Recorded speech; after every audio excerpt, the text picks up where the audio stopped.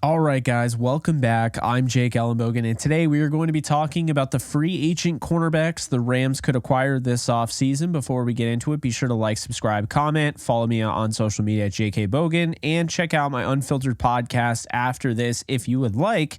Link is in the description. So I wanted to dive into this because we already did one on the backup quarterback position. We already did one on offensive line. We did one... offensive tackle, interior offensive line. We did one, of course, on the edge, and then we did one on inside linebackers. And, I've had a lot of people ask me, Jake, why have you not gone into the draft yet? It's because it's about to happen. Right now, I'm juggling free agency. I'm juggling the coaching news and all of that.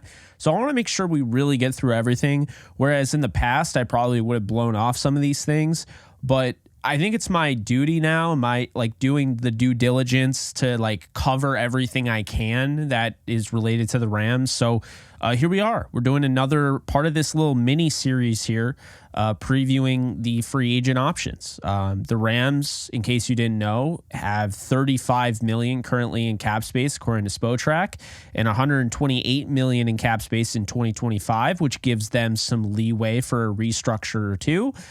They have a pathway to over just around $70 million in cap. Now, keep in mind, because they have a first-round pick in the draft and all that, having those picks, they have about $15 million that will go towards those draft picks. If they trade out of the first round, it would save them about $5 million. So that's something to keep in mind as well. But I don't know if I see them doing that this time around. So let's dive into it. This secondary right now, currently on the roster, the cornerbacks look as followed. Kobe Durant, 4th-round pick. Darion Kendricks, 6th-round pick. Trey Tomlinson, 6th-round pick. And UDFA Cameron McCutcheon. Of course, 2 guys hit free agency. Duke Shelley, obviously, signed a 1-year deal pretty late in the game. And, of course, their number 1 cornerback, Ahkello Witherspoon. So I will be talking about Ahkello Witherspoon. I'll be going into it. We're going to break down the best options at corner. Before we get into that, I'm going to tell you just off my list here, the honorable mentions. I have Emmanuel Mosley, who did have a season-ending injury, didn't really get to play much with the Lions. He was on a 1-year deal, so he will enter free agency. Another one is Christian Fulton. His rookie deal expired. He is a former 2nd-round pick by the Titans. We'll see what ends up happening there, but he's an honorable mention. Jeff Okudah, who was traded to the Falcons. He is now a free agent. His rookie contract expired. Michael Davis at age 29 is a free agent from the Chargers. Miles Bryant from the Patriots is a free agent. And Sean Murphy-Bunting from the Tennessee Titans is a free agent. So now that I've talked about those guys, let's dive into the meat and potatoes of this whole list. And we're going to start off with the best of the best here. And I don't want to say I ranked these entirely. I went by Pro Football Focus. First off, they had their rankings, so I put them in that order, and then I also put my own little thing together. So these aren't necessarily in order of how I would go after these guys. I'll say this, though. No matter what, list I make, this guy would be at the top of most of them. And this guy is Jaylen Johnson. Now, Johnson will be 25 this upcoming season. He allowed 33.3 passer rating when targeted, which is the best in the league, and it is insane when you think about it. He's the best cornerback on the market. He's one of the best coverage guys in the NFL.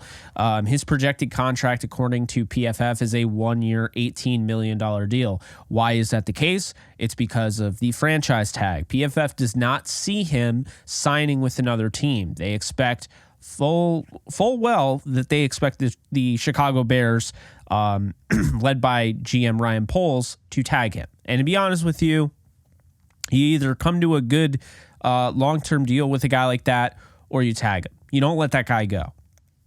So with that said, he's one of the best corners in football. He was 3rd in PFF WAR at the cornerback position. He was 1st in PFF overall grade, 1st in coverage, 35th against the run.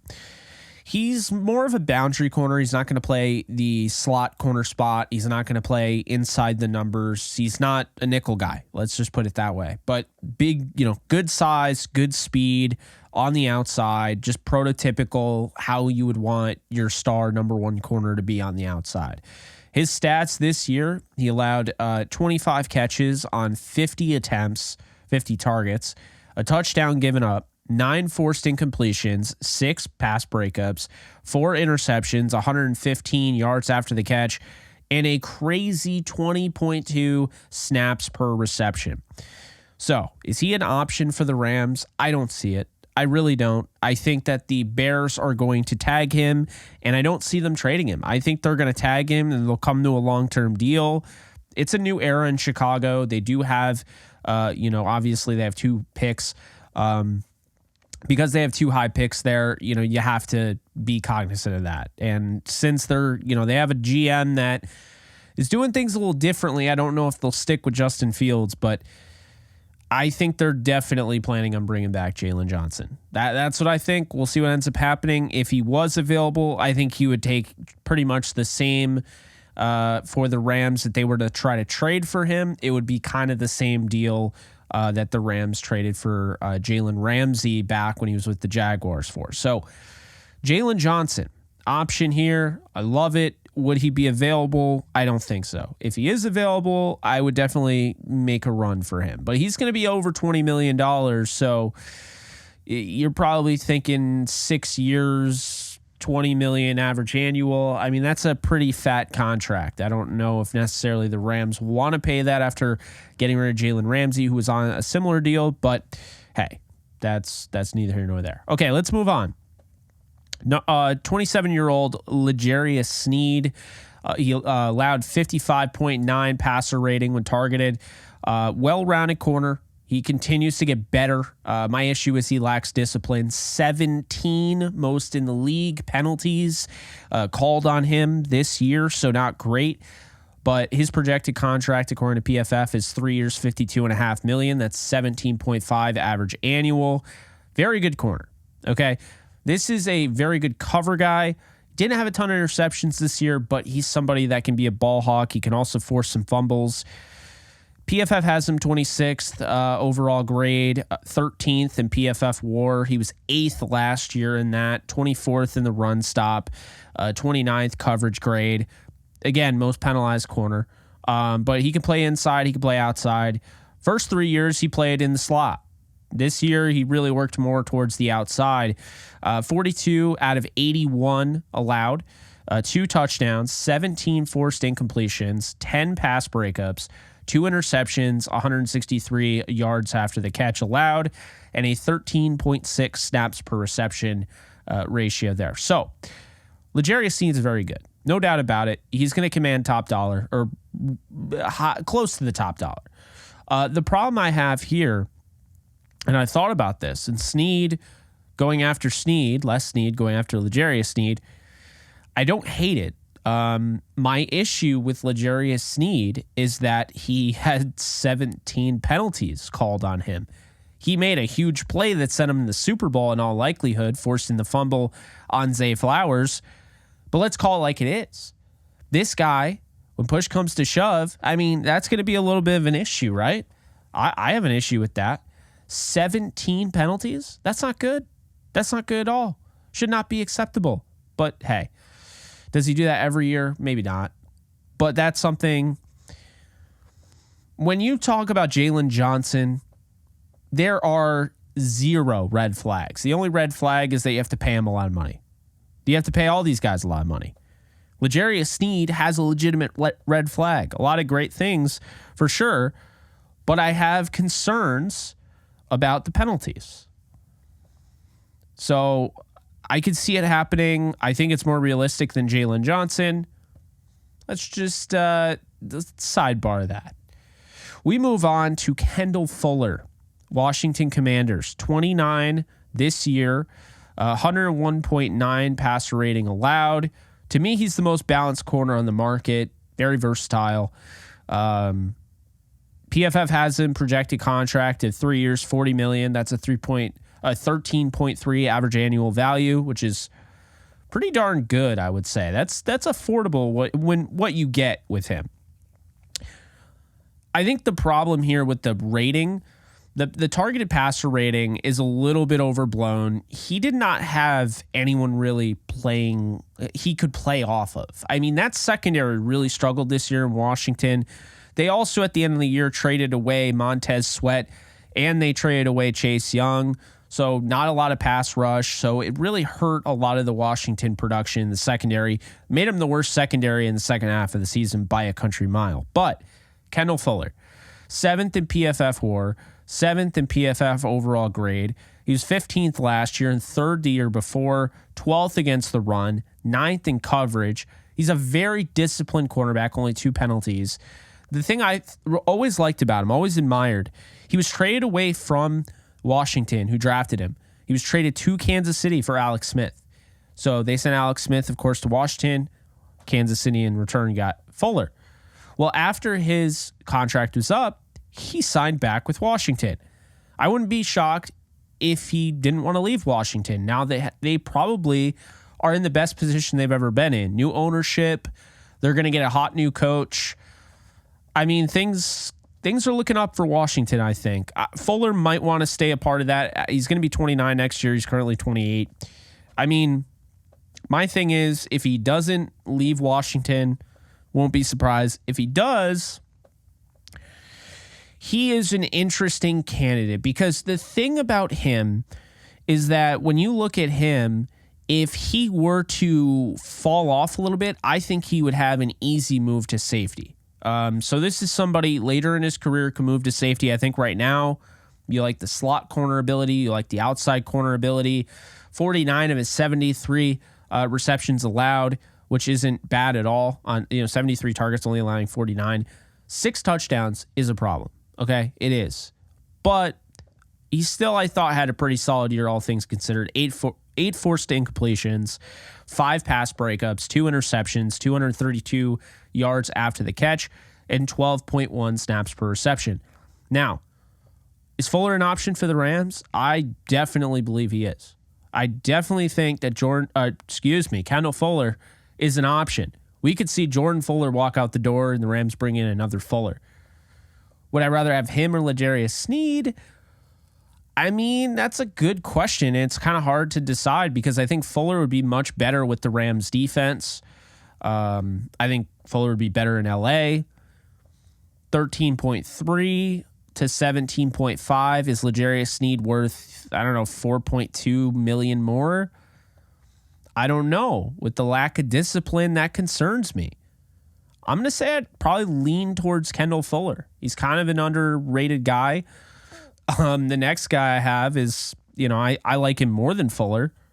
But if they didn't decide to bring this guy in, I like Fuller. That's what I'll say there. All right, we move on to, you already know him, Ahkello Witherspoon. He's a free agent, signed a 1-year, $1 million contract this offseason with the Rams, ended up being their number 1 corner instantly. And I thought he had a great year. Very underrated, doesn't get enough love. I think people were starting to see how well he was playing. Then there were a couple of those big plays that he gave up at the end of the season, and that's all anybody wants to talk about. Find me a corner that doesn't give up a big play all year. You won't find a corner like that. So, look, Witherspoon, a 77.5 passer rating allowed. That's top 20 in the league this year. He's going to be 29 next year. Very quality all-around player. I mean, what you're getting is a guy who I think he could benefit playing off another corner because what Ahkello had to do this year is he was the number 1 guy. But he didn't get a chance to really take over and, show his ball skills and everything. He had 3 picks, but he could have been way more dangerous if he was playing next to somebody else that was kind of, he could play off of. Kind of like how Cromartie played off of Revis. So is Witherspoon a 1? I think he can be a 1, but he doesn't need to be a 1. And I think the thing with him, he just needs a guy to be on his level. If that's the case, you could start to see the interceptions pile up because this guy has a lot of talent in that regard. So PFF left him entirely off their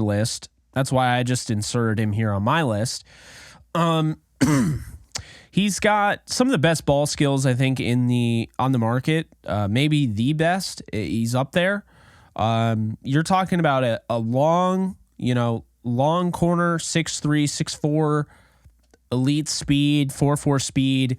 Does a really nice job of baiting, receivers, not necessarily the receivers, but the quarterback. And so that's one of those things that I look at because I think he does such a nice job of that. It's why he had 98 targets this year towards him. It's not like he was doing it, wrong. I mean, he only gave up 48 catches on 98. That means 50 passes were incomplete when targeting Witherspoon. Also only gave up 3 touchdowns. PFF has him at 5. I would have given those touchdowns to the safety, if I'm being honest. 13 forced incompletions, 10 pass breakups, 3 interceptions, only 166 yards after the catch allowed, and 13 snaps per reception. Now, PFF does not like him, okay? I'm going to tell you that right now.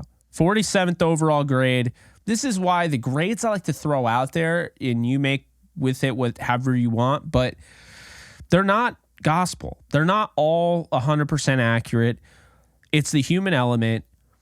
I mean, one thing I was told early on when I tried to break into this industry of just football evaluation, whatever, I was told to never look at PFF like it was the Bible. And 47th overall grade just doesn't really tell me that PFF did their due diligence, grading Ahkello. I don't have a PFF WAR grade because he wasn't on their list for whatever reason. He's 20th in run stop grade. I mean, that's good. 52nd in coverage, I just can't subscribe to. He only allowed 48 receptions on 98 targets. And PFF didn't have a projected contract, only Spotrac did. And Spotrac had him at 2 years to $20.5 million. That is 10.2 average annual value. What are my thoughts? Well, unbiased, because as you guys know, I really do like Witherspoon. And obviously, big fan of his father as well. I'm going to say this. I think, first off, I would offer him a 3-year deal. I think the Rams should bring him back. I don't know if it will be a 10.2 million average annual value, but if that's the case, that's a pretty damn good deal, in my opinion. I was thinking he'd be around 12 to 13.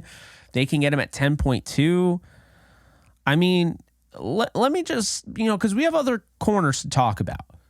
But if you're sitting there like, Jay, come on, why? All right. Is Jaylen Johnson an option? He's likely not, right? The Bears are probably going to tag him. I just wanted to mention him because he is technically an option as of right now. So that's first thing. Second thing is L'Jarius Sneed. So 55.9 passer rating allowed, right? But the thing with Sneed is he gave up 6 fewer receptions on 17 fewer targets. So, I mean, Ahkello only gave up 6 more receptions than Sneed, was targeted 17 more times, and gave up 1 fewer, one more touchdown. 13 forced incompletions, Sneed 17. 10 pass breakups, Sneed 10 pass breakups. Sneed had 2 interceptions, Ahkello had 3. Sneed gave up 163 yards after the catch. Ahkello gave up 166. Sneed 13.6 snaps per reception. Ahkello 13. They're kind of similar. I mean, Kello's 2 years older, but Sneed's going to want, 17.5 million. So is he worth 7 million more than Ahkello Witherspoon? I don't think so. That's when it really becomes Kendall Fuller versus Ahkello Witherspoon, or you bring them both in. I don't know how much money the Rams are trying to spend on the secondary. I really don't. I do think they'll draft somebody, but I don't know how much money they're trying to spend on the secondary. And I'll tell you this right now. I think Ahkello is the best bargain right here. If they can get him for $10.2 million average annual, there's already familiarity there.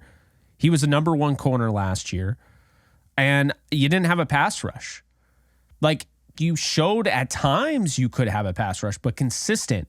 Hopefully you're going to upgrade the edge spot, right? I mean, I thought he did pretty well, all things considered, the fact that the Rams weren't like a top team pass rushing wise.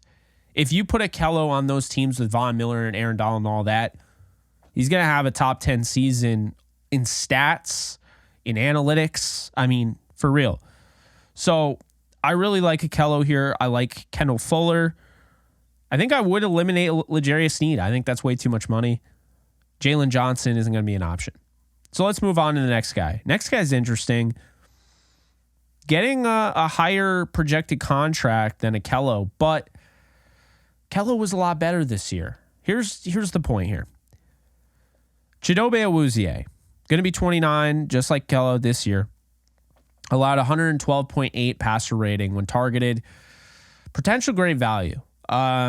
If you can sign him cheap and get him back to his 2021 season and that level, you're getting a damn good player. Awuzie tore his ACL in 2022, so his season ended abruptly, and he wasn't really great in 2023. Sometimes it takes a little bit. If he comes back in 2024 and looks like he did in 2021, and you paid him cheap, I mean, that's a really good value, because this year, 72nd overall grade, PFF, 76th in PFF WAR, 32nd run stop, 49th in coverage. Again, ACL tear. That's why I'm not giving him $10 million a year, because I didn't think he was great this year at all. I don't agree with the projected contract. I think if you could get him around 5 to 6, that might be worth him and Ahkello. I think that would be interesting. And the thing with him is he's an inside-outside guy, so you could play either or. He allowed 38 receptions on 56 targets this year, 3 touchdowns, 8 forced incompletions, 3 pass breakups, no interceptions, 166 yards after the catch, and 11.2 snaps per reception. So I didn't think it was a good year for Awuzie. I really didn't. But I think the whole point is, can he get back to that 2021 form where PFF had him as 10th in WAR? That remains to be seen, but it's worth considering if he's cheaper. To me, Ahkello makes sense. Fuller makes sense. Awuzie at the right price makes sense. We move on. Stephon Gilmore. I'm going to be just super blunt here. Stephon Gilmore doesn't make a lick of sense.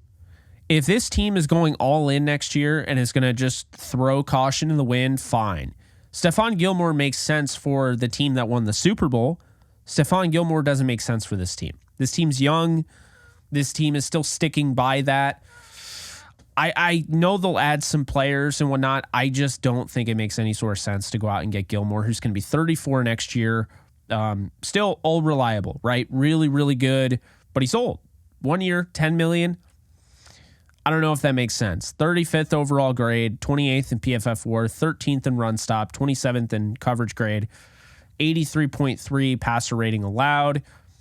He's one of the older corners. I mean, his play is going slightly downhill, but he's still really good. Outside only. Maybe he moves to safety, but can't play inside. Doesn't have that versatility. Allowed 50 of his 91 targets, 4 touchdowns, 14 incompletions, forced, 9 pass breakups, 2 interceptions, 200 yards after the catch, and 11.1 snaps per reception. In my opinion, Ahkello Witherspoon, Kendall Fuller, Chidobe Awuzie. I don't see Gilmore. Gilmore might make sense for like a 49ers squad that's trying to just win a bunch of Super Bowls before they have to pay Brock Purdy and then they can't sign guys like that. Doesn't make sense for the Rams, in my opinion. Next up, we have a veteran here, 31 years old, not quite on the level of old as far as Stephon Gilmore goes, but allowed a 70.6 passer rating this year. Solid, cheaper vet option, not great at anything, not really a number 1, but could be a really solid 2. PFF has him at 2 years, $14.5 million with a 7.25 average annual. I'll say this, Steven Nelson, intriguing option. You could pair him with Ahkello Witherspoon, have, Durant in the slot, so forth. 30th overall grade, 18th PFF WAR, 60th against the run. I think the grade against the run is a little low. And I think he's better than that personally, but that's just me. 24th in coverage, allowed 38 of his 64 passes thrown at him, only 1 touchdown, 8 forced incompletions, 6 pass breakups, 4 interceptions, 133 yards after the catch, and 16.4 snaps per reception.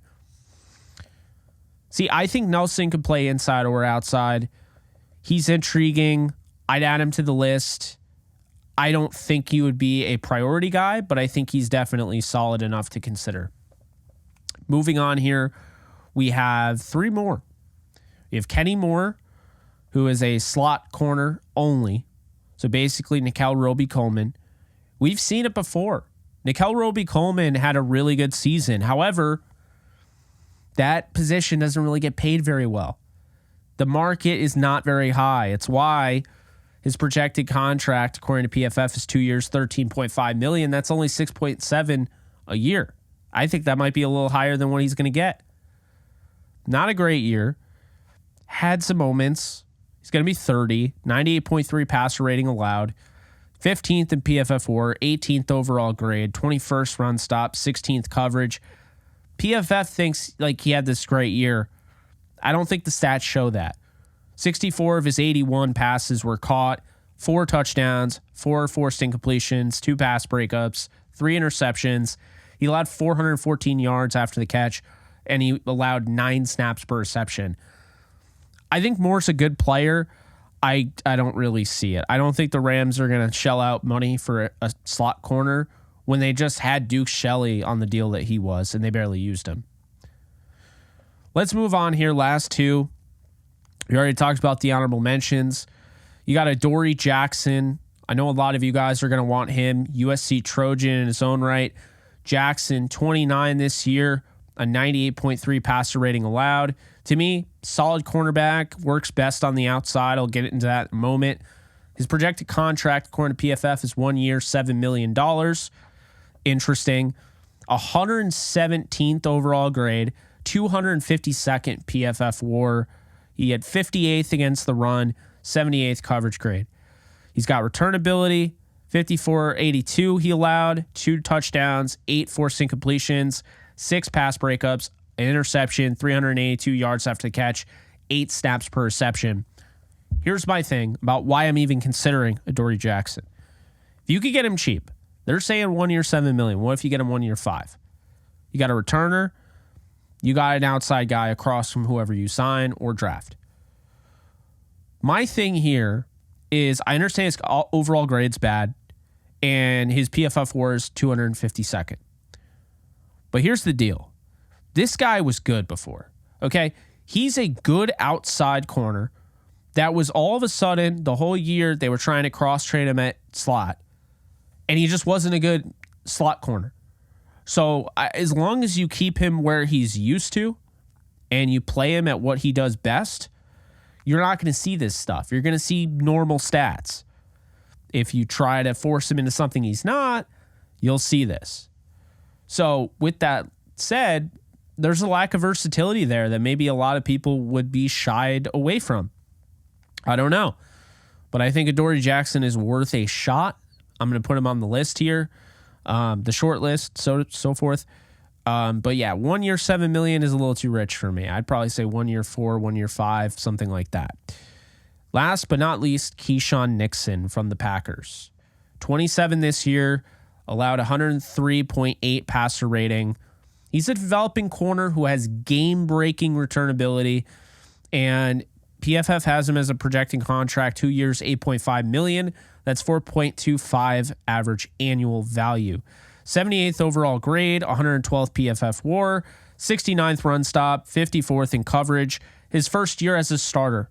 I think this is the important thing here, okay? When you look at Keisean Nixon, he was a returner.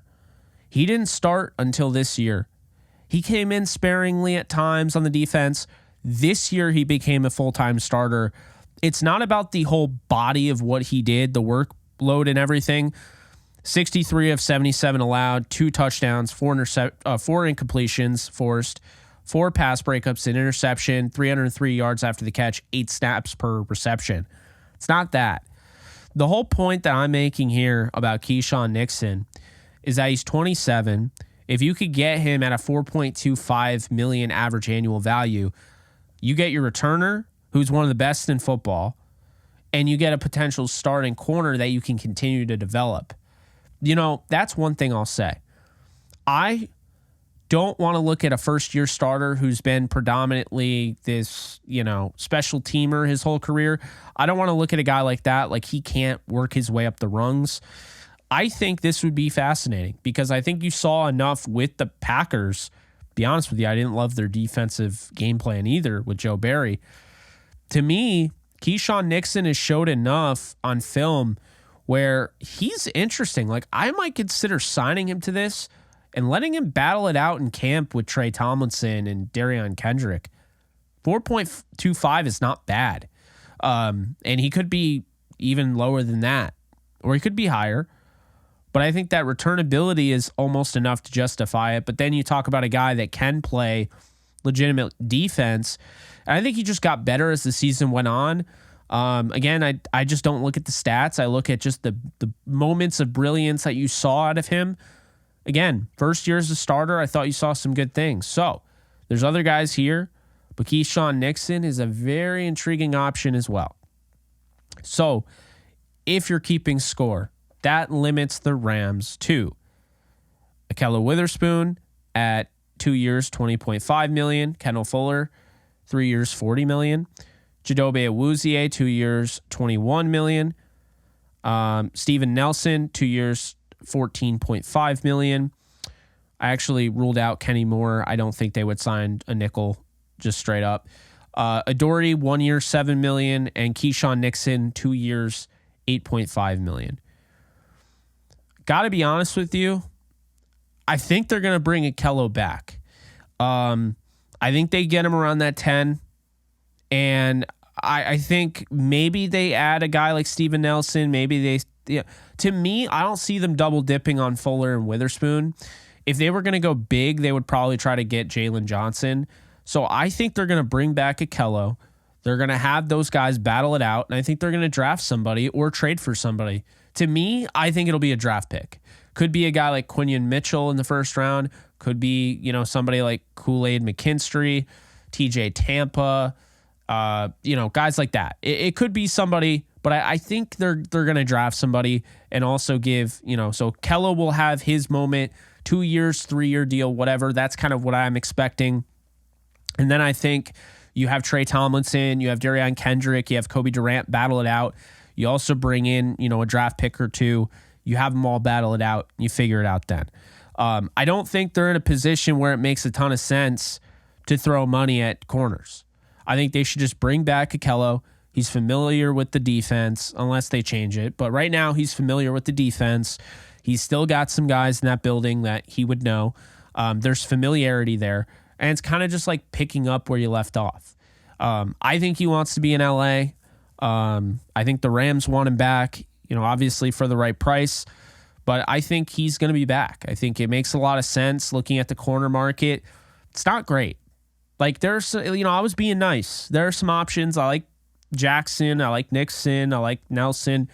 I mean, really the only ones that really make any sort of sense, to come in and start right away and feel confident about it, Ahkello Witherspoon and Kendall Fuller. That's it.